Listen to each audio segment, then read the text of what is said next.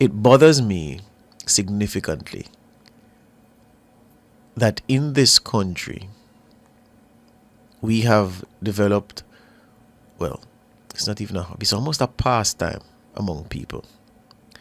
I call it employment discrimination. What do I mean?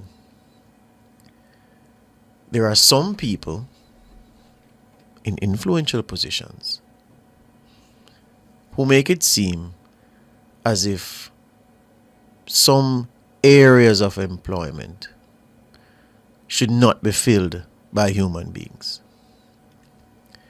And which area am I talking about? Which of the areas am I speaking about? I'm talking about, I'm sure you know, business process outsourcing, BPO. Or we could go a little bit closer and call it call center. The narrative has emerged. Call center work is fool work because call center pay is fool pay. Everybody who works in the call center is subjecting themselves to modern day slavery. Everybody who works in the call center is suffering, and you should not have a situation where so many Jamaicans, especially those just out of university, just out of high school, are having to work in a call center because the pay is dirt and it's not something that we all should be doing or our children should be doing or those we know. Because a call center cannot afford to pay a graduate fresh out of university the $10 million per annum that they are entitled to being paid after tax. Call center can't allow them to live well as they deserve to live.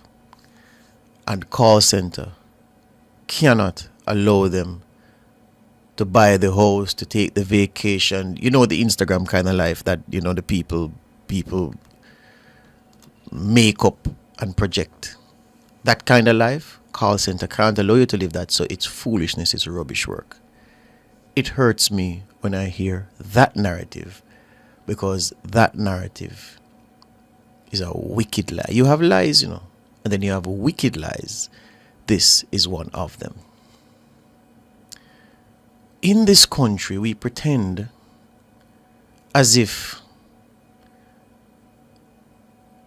we are experiencing a period in Jamaica's history where things that we used to benefit from before and which allowed us to live a certain quality of life have now been removed, and we're now forced to endure. We're forced to work in call centers. We're forced to endure low wages. Somebody graduating from university with no experience and only a degree to their name ought to be able to command high wages because it was once so before. There was a time in Jamaica where as soon as you walk out of university, you walked into a job where you were being paid well. Which period was that? Which period was that in our country that we have turned away from, we have regressed from, to now be in this period of suffering?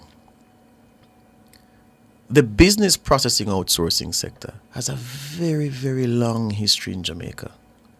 Yeah, in the 80s, many of us remember the 807 program, the deal between the United States and Jamaica, which allowed garments to be assembled here.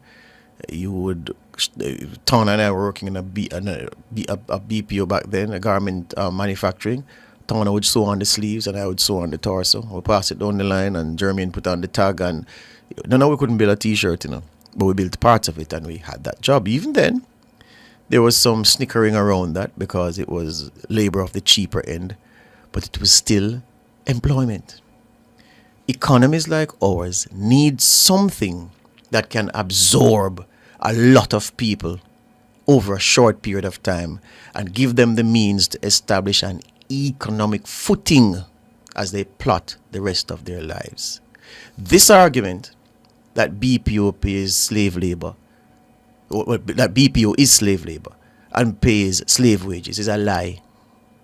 How many people you know You hear the horror stories and people publishing pay slips on social media. That's just some.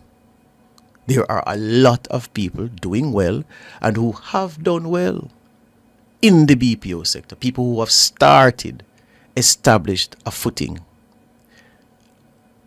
And that basis has given them the strength to move on from there to other areas of life. When politicians come forward and spew this nonsense about BPO and make it seem as if BPO is evil and BPO, they should be locked down, and then you employ the people where? And again, which magical area of society were people employed in before, getting these great wages, that was destroyed only to be replaced by BPO, which has absorbed so many tens of thousands and paying them slave wages? Which ones? And the problem with the hypocrisy is the people who've pushed this line ought to know better. I'm gonna read for you, Tona. I found it last night after much searching.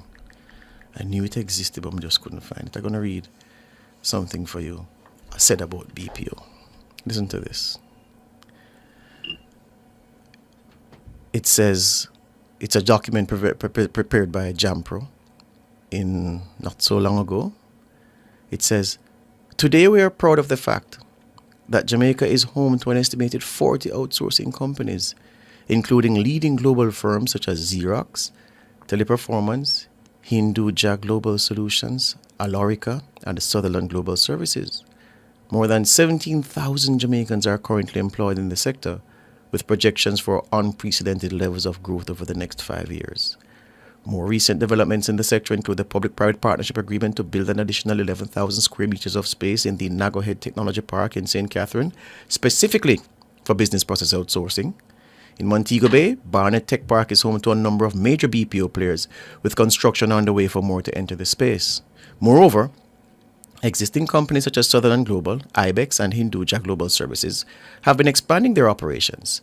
This is testament to the value that Jamaica offers as a nearshore outsourcing location and the future growth potential of this trillion-dollar global industry.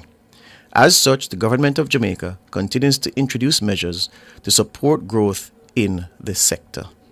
Our investment promotion agency, JAMPRO, has introduced a number of strategies to boost growth of the outsourcing sector in Jamaica.